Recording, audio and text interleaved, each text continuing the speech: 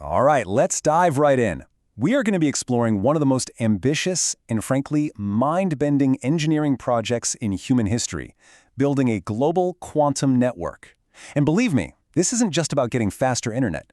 This is about completely rewriting the rules of information itself. And the whole thing starts with a phenomenon so strange that it famously drove Albert Einstein crazy.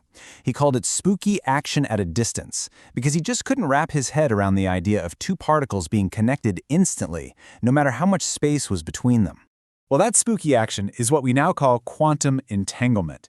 And here's a way to think about it. Imagine you have two coins that are magically linked. If you flip one and it lands on heads, you know instantly that the other one, even if it's on the other side of the universe, just landed on tails. That bizarre, instantaneous link, that's the secret sauce that makes a quantum network even possible. So, here's our game plan for this explainer. We'll start with that spooky connection, then look at the grand dream of a quantum network. Figure out how we're actually beating the distance barrier, see how precision timing fits in, and finally, we'll get into what this all really means for the future. So, you might be asking, why go to all this trouble? Why are we so obsessed with harnessing this spookiness? Well, the goal is to build something that isn't just an upgrade, it's a revolution. Yeah, this is so much more than a faster internet. We're talking about a whole new paradigm. Imagine communications that are physically impossible to hack, or a new kind of GPS so accurate it can detect the tiny shifts of tectonic plates in real time. You could even run calculations on someone else's quantum computer without them ever knowing what problem you were solving. It's wild stuff. And this slide really gets to the heart of the difference. Our current internet works by making copies of information, all those ones and zeros, and shooting those copies around. A quantum network? It doesn't copy anything. It uses entanglement to teleport a quantum state from one place to another. And because you can't observe it without changing it, it's inherently secure. Okay, but there's a massive critical flaw. The quantum states we want to teleport are unbelievably fragile. I mean, trying to send one down a normal fiber optic cable, it's like trying to carry a soap bubble through a hurricane. The information just falls apart, completely vanishing after only a few dozen kilometers. So how on earth do you solve that? How do you get around this catastrophic loss of information? Well, this is where the real engineering genius comes in, with some very clever solutions, both on the ground and way up in the sky. So, for connecting cities, the answer is a device called a quantum repeater. Now, this doesn't work like a regular internet repeater that just boosts a weak signal. No, it does something way smarter. It uses this amazing trick called entanglement swapping.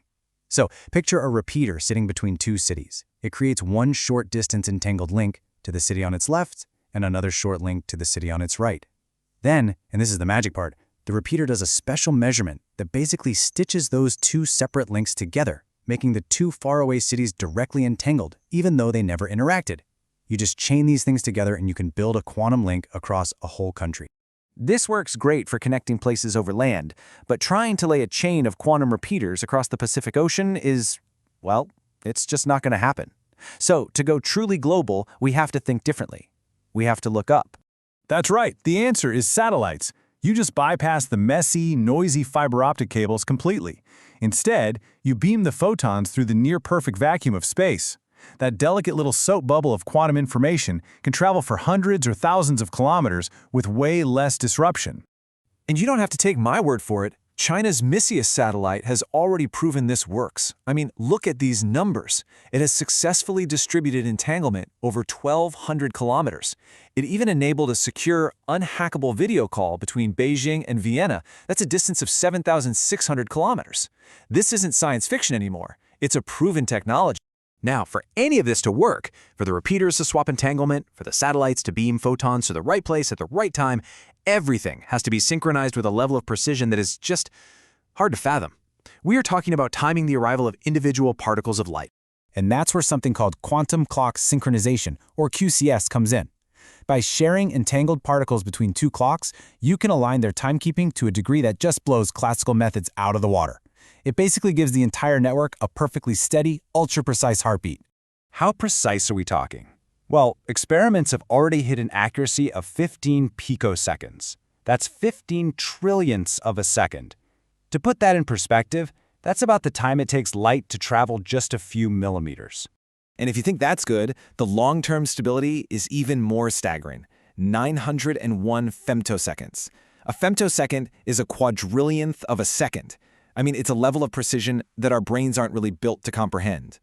But here's the thing, these tiny, abstract numbers are absolutely crucial.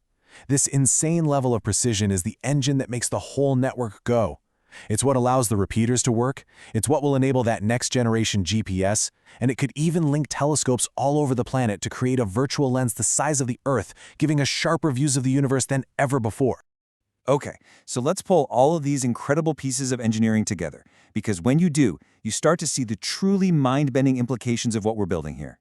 We now have a legitimate blueprint for a global quantum network. It's a hybrid system, right? You've got cities connected by ground-based repeaters and continents linked together by satellites, with the whole thing being kept in perfect sync by quantum clocks. We actually know how to build this. But this is where the story takes a turn for the truly weird. Some cutting-edge physics research is suggesting that entanglement itself might not be an absolute thing. You know how in relativity, two people moving at different speeds can disagree on whether two events happened at the same time? Well, it's possible they could also disagree on whether two particles are even entangled at all. And that radical idea leads physicists to a really profound question. What if time, our perception of time flowing forward, isn't a fundamental property of the universe? What if time itself emerges from the web of quantum entanglement? Some theories propose that if you could look at our universe from the outside, you wouldn't see any time. It would just be a static, unchanging block. But for us, inside the system, time appears to move forward because the amount of entanglement, the number of connections and correlations between all the particles, is constantly growing. And that leaves us with one last truly provocative thought to chew on. If the flow of time really is just a measure of increasing entanglement, and we are now building a global network designed to create and distribute entanglement on a massive scale, what are we really building? Are we just making a new kind of internet? Or are we actually taking the first steps toward engineering the very fabric of space-time itself?